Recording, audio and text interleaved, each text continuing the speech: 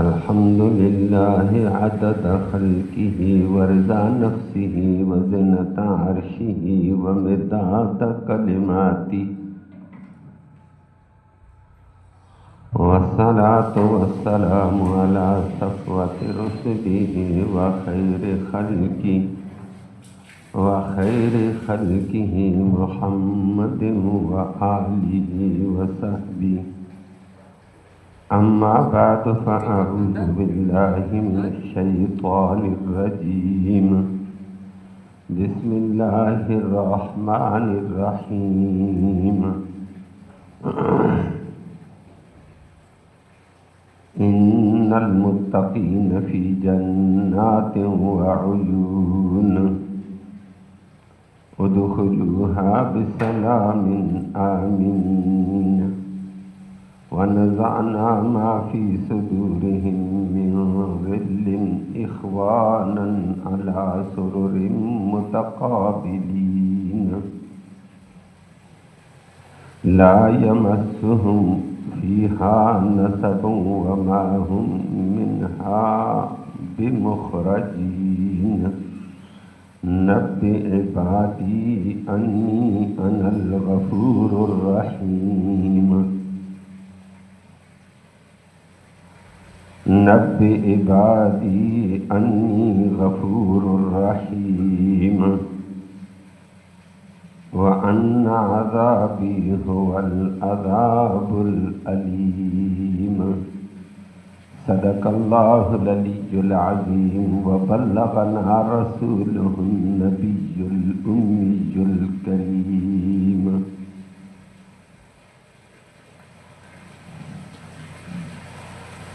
قابل سر تکریم معزز سامعین کرام،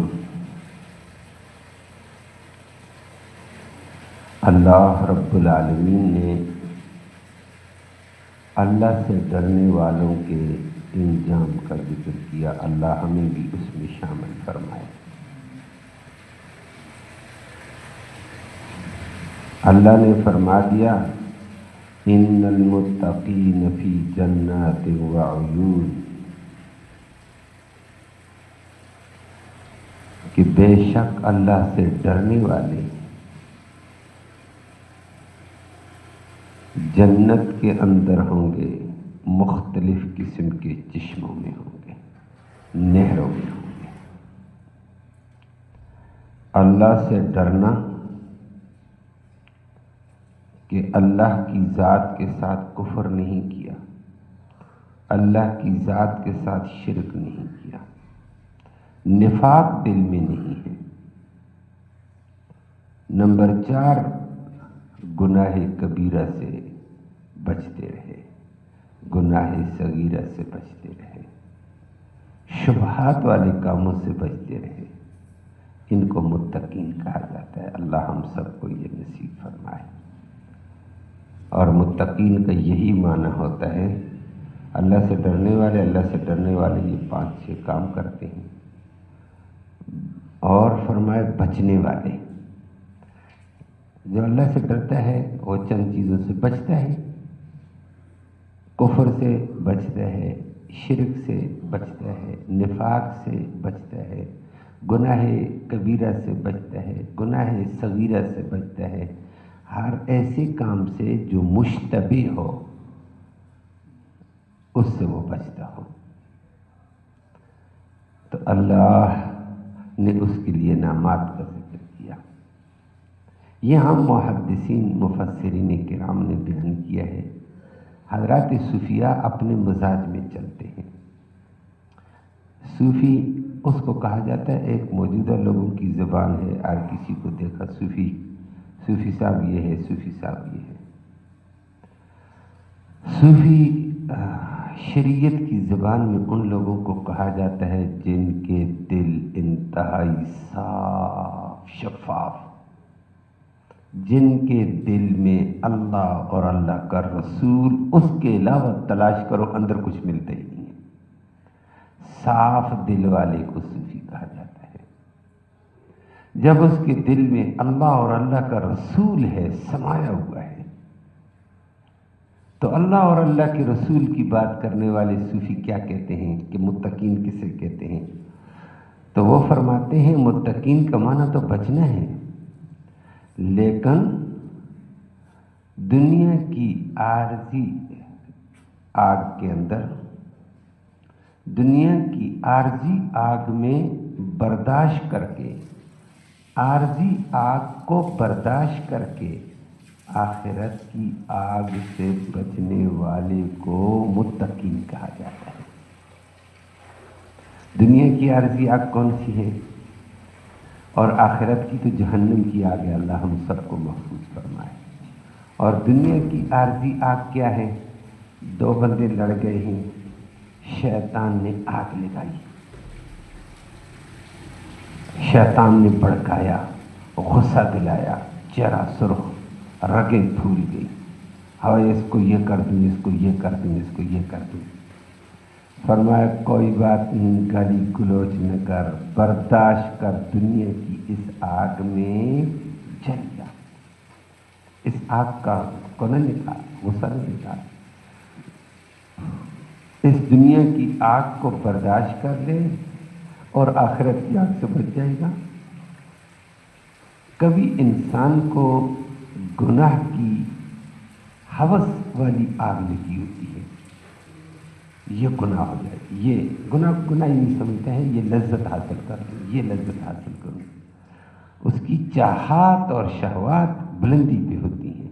فرمایا کوئی بات نہیں، ان چاہات اور ان لذات، ان چاہتوں کی آگ میں جل جا، آخرت کی آگ سے بچ جا۔ تو وہ یہ فرما دیتے ہیں کہ متقین یہ ہوتے ہیں، ہوں گے کہاں؟ فی جنات و عیون، یہ جنت میں ہوں گے، محلات کے اندر اور نہروں میں ہوں گے۔ اور وہ قرآن نے دوسری جگہ نہروں کا ذکر کیا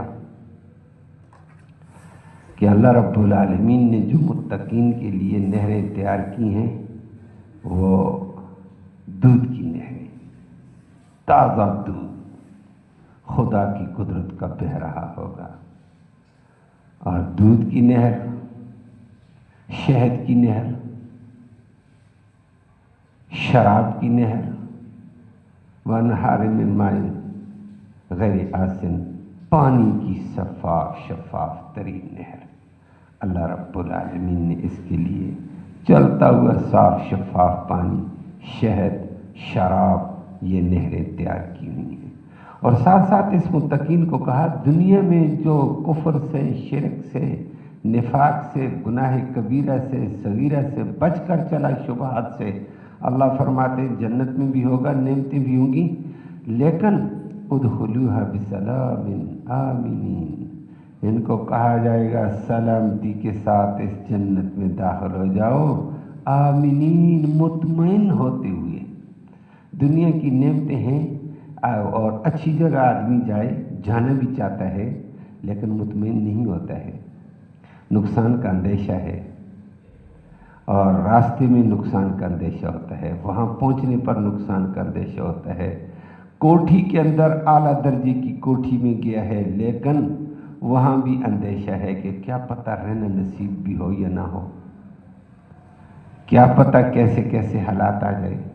لیکن متقین کو کہا جائے گا ادخلوها بسلام آمنین، اور سلامتی کے ساتھ جاؤ، راستے میں بھی کوئی نقصان کا اندیشہ نہیں، داخل بھی ہوں گے بڑے سکون پاتے ہوئے، اطمینان پاتے ہوئے۔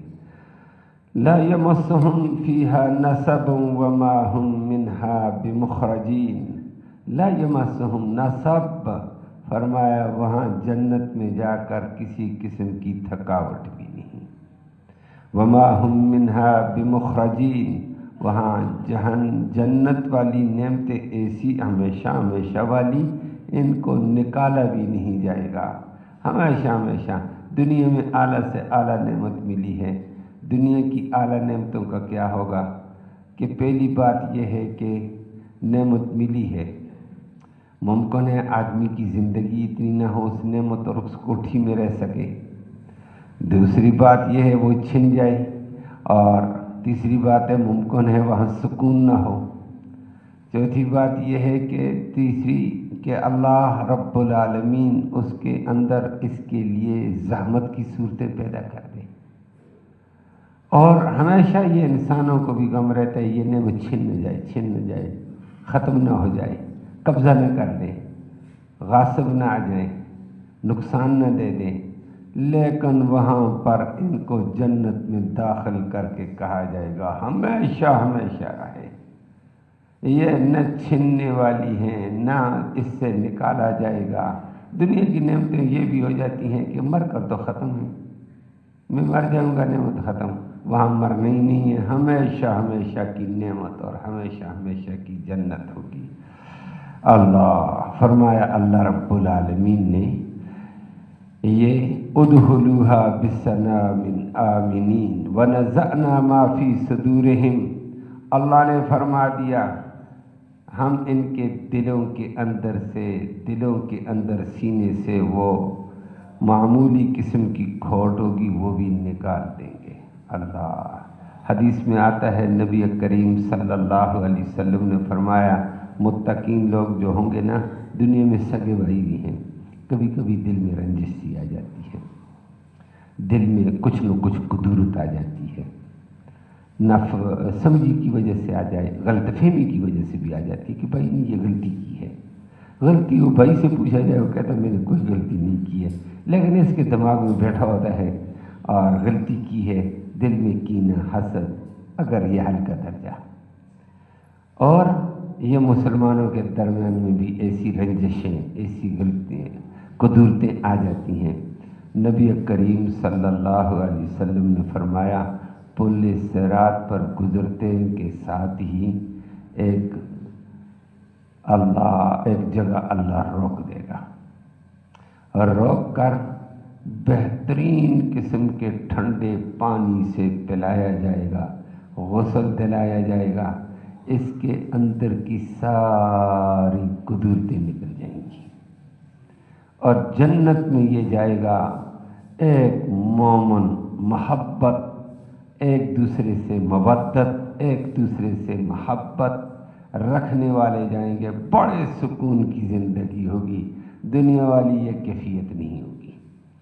اور فرمایا نبئ عبادی ونزعنا ما فی صدورہم من غل، ہم ان کے دلوں میں کھوٹ کو نکال دیں گے، اخوانا علی سرر متقابلین، بائی بائی بنے ہوں گے، ایک دوسرے کے سامنے بڑے بڑے محلات اور بڑے بڑے شاہی تخت ہوں گے، ان پہ بیٹھی ہوئے آمنے سامنے بات کریں گے۔ اللہ اکبر۔ فرمایا نیک لوگوں کا یہ حال۔ حضرت علی رضی اللہ تعالیٰ عنہ اس موقع پر فرمایا کرتے تھے، کیونکہ حضرت علی اور حضرت امیر معاویہ رضی اللہ تعالیٰ عنہ کا ایک بات میں اختلاف آیا تھا عثمان کے قاتلوں کے بارے میں، کہ امیر معاویہ رضی اللہ تعالیٰ عنہ فرماتے ہیں کہ عثمان کے قاتلوں کو گرفتار کرو، وہ آپ کی میں ہاتھ پر تب بیعت کروں گا۔ وہ فرما دیتے تھے کہ بھائی باقی لوگوں نے میرے ہاتھ پر بیعت کر لیا، آپ بھی بیعت کریں، میری حکومت کو مستحکم کر دو، میں ہاتھ ڈالوں گا ان کے اوپر۔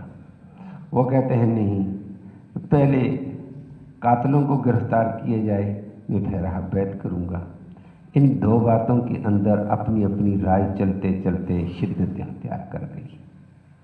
اصل میں تو قاتلین عثمان، میں نے رات کو ذکر کیا حضرت عثمان کو بے دردی سے شہید کیا تھا، بڑے غدار تھے، تو حضرت وہ عثمان کے قاتل حضرت عثمان کو شہید کر کے اپنا پینترا بدل کر آ گئے، رنگ بدل کر آ گئے، تو حضرت علی کو خلیفہ بنا دیا گیا تھا عثمان رضی اللہ عنہ کے بعد، تو وہ حضرت علی کے محب بن کر آ گئے، اور محب بن کر آئے اور اپنا نعرہ اس وقت لگا دیا تھا شیعان علی، ہم علی کے گروپ کے لوگ ہیں۔ تو حضرت عثمان یہی کہنے لگے آپ کے گروپ میں عثمان کے قاتل ہیں، امیر معاویہ کہنے لگے کہ آپ کے ساتھ حضرت عثمان کے قاتل ہیں، ان کو پکڑو۔ حالات ناسازگار تھے، حضرت علی کہتے ہیں حالات ناسازگار ہیں، مجھے کنٹرول مکمل پختہ سنبھالنے دو، پھر میں ہاتھ ڈالوں گا۔ بہرحال یہ رنجش اختیار کرتے کرتے جنگ صفین کی لڑائی کرا دی ہے دشمنوں نے۔ جن نے عثمان کو شہید کیا انہوں نے 2 بھائیوں کو لڑا دیا، اور گمسان کی لڑائی ہوئی ہے جنگ صفین۔ ایک طرف حضرت علی رضی اللہ، ان کے ساتھ بھی بے شمار صحابہ، دوسری طرف حضرت علی، ایک طرف امیر معاویہ۔ تو اچھی خاصی کافی عرصے تک ان کی آپس میں رہی ہے۔ بات یہی تھی، حضرت عثمان قاتلوں گرفتار کرو۔ حضرت علی بھی نہیں کہتے تھے کہ میں گرفتار نہیں کرتا ہوں، لیکن مجھے مستحکم تو ہونے دو، میرے ساتھ آ جاؤ۔ تو یہ آپس میں رائے کا اختلاف چلتے چلتے چلتے رنجش بڑھتی گئی، لڑائی بھی نوبت آئی۔ تو حضرت علی یہاں اس آیت کو پڑھ کر فرمایا کرتے تھے کہ میں اور میرا بھائی معاویہ جس وقت پل صراط سے گزریں گے، ہمارے دلوں کے اندر جو رنجش ہے ایک دوسرے کے خلاف، اور ہمارے گروپوں کے اندر جو رنجش آئی ہے، یہ رنجش کو اللہ نکال دے گا۔ ہم بھائی بھائی بن کر انشاءاللہ دونوں جنت میں جائیں گے۔ کہ قرآن کی آیت یہ کہتی ہے، اور اللہ کا نبی بھی یہی کہتا ہے صلی اللہ علیہ وسلم، کہ پل صراط پر گزرنے کے ساتھ اللہ رب العالمین دلوں کے اندر معمولی کدورت بھی ہوگی نکال دیں گے۔ تو جنت میں آپس میں مودت و محبت مالے ہوں گے، اور وہاں پر عجیب قسم کی نعمتیں ہوں گی۔ اللہ اکبر۔ آگے آیت کریمہ میں بڑی عجیب بات آئی ہے کہ اللہ فرماتے میرے بندوں کو بتا دو میں غفور رحیم بھی ہوں، میں ساتھ پکڑنے والا بھی ہوں۔ واقعہ یہ ہوا، یہ جنت کے باتیں جس وقت حضرات صحابہ کرام کو سنا کر نبی کریم صلی اللہ علیہ وسلم چلے گئے، روایات میں آتا ہے، تو چلے جانے کے بعد واپس نبی کریم صلی اللہ علیہ وسلم سے گزرے صحابہ کرام آپس میں ہنس رہے تھے، ہوتا خوشطبی بھی ہوتی ہے، نعمتوں کا تذکرہ کیا، اس پہ مسکرانے بھی لگے، خوشی کا اظہار کرنے لگے۔ نبی کریم صلی اللہ علیہ وسلم اچانک آئے، نبی کریم صلی اللہ علیہ وسلم نے فرمایا اللہ اکبر، تم ہنستے ہو؟ یہ تنبیہ کی ہے، فرمایا تمہیں آگے والے جہنم کا پتہ نہیں، جہنم کا جس کو پتہ ہو کہ میرے راستے میں جہنم ہے تو وہ کبھی بھی نہیں مسکرائے گا۔ بس صحابہ کرام کے اوپر ایک دشت آئی ہوئی، اور صحابہ پریشان رونے لگے کہ واقعتاً ہماری کیا خوشی ہے، کامیابی اور خوشیاں تو اس وقت ہیں جب جہنم سے بچ جائیں گے، تو راستے میں تو جہنم پکڑنے والی ہے۔ تو نبی کریم صلی اللہ علیہ وسلم نے بھی یہ فرما دیا۔ صحابہ پریشانی کے عالم میں گزر رہے تھے، فوراً قرآن کی یہ آیتیں نازل ہوئیں، اللہ نے بتا دیا یہ سچے صحابہ کرام کی بات تھی۔ وہ کسی بات پر بشری تقاضے پر خوش ہوئے تھے، اچھی بات ہے، بشر کا یہ کیفیت ہوتی ہے، لیکن نبی کریم صلی اللہ علیہ وسلم نے ڈرایا تو ان پر حبت بھی بہت طاری ہو گئی ہے، بہت رونے لگے، کانپنے لگے۔ اللہ نے فرمایا نبی عبادی، میرے بندوں کو یہ بتا دو، نبی میرے بندوں کو یہ بتا دو، انی انا الغفور الرحیم، میں خوب بخشنے والا مہربان ہوں، تمہاری کمیوں کو بخش دوں گا، تمہاری کمزوریوں کو بخش دوں گا، لیکن ساتھ ساتھ بتا دو جو اگر میرا نہیں بنے گا تو وَأَنَّ عَذَابِي هُوَ الْعَذَابُ الْأَلِيمُ، میرا عذاب بھی دردناک ہے، میں پکڑوں تو ساتھ ترین پکڑوں گا پھر میں۔ تو فرمایا جس وقت یہ آیتیں نازل ہوئی نبی کریم صلی اللہ علیہ وسلم نے سچے صحابہ کرام کو بتا دی، وہ دوبارہ خوشی کے طور پر رونے لگے کہ اللہ کریم ہمارا اتنا لحاظ کیا ہے کہ فوراً بشارت سنا دی، نبی عبادی، میرے بندوں کو بتاؤ، کہ اللہ نے ہمیں اپنا بندہ تو کہہ دیا ہے نا، کہ میرے بندوں کو بتا دو میں بخشنے والا مہربان ہوں۔ اللہ ہماری بھی بخشش فرما دے، اللہ اپنے بندوں میں شامل فرما دے۔ تو فرمایا کوئی بات نہیں ہے، ڈرتے ہوئے زندگی گزارنی ہے، اور اللہ بخشنے والا مہربان، کمی کوتاہیوں کو اللہ نے امید دلا دی ہے۔ اور اگلی آیت میں اللہ نے باغیوں کے حوالے سے خوف بھی دلا دیا، بے فکر ہو کر زندگی بھی مت گزارو، فکر مندی کی زندگی گزارو، میرا عذاب اور میری پکڑ بھی بڑی سخت ہے۔ دو چیزیں، رحمت بھی خوف بھی، اور امید بھی خوف بھی، ان دونوں کے درمیان انسان چلتا ہے۔ امید ہوگی تو نیکیوں میں آگے بڑھتا ہے، خوف ہوگا گناہوں سے بچتے ہوئے جائے گا۔ فرمایا اسی کا نام ایمان ہے۔ اللہ ہم سب کو عمل کی توفیق نصیب فرمائے۔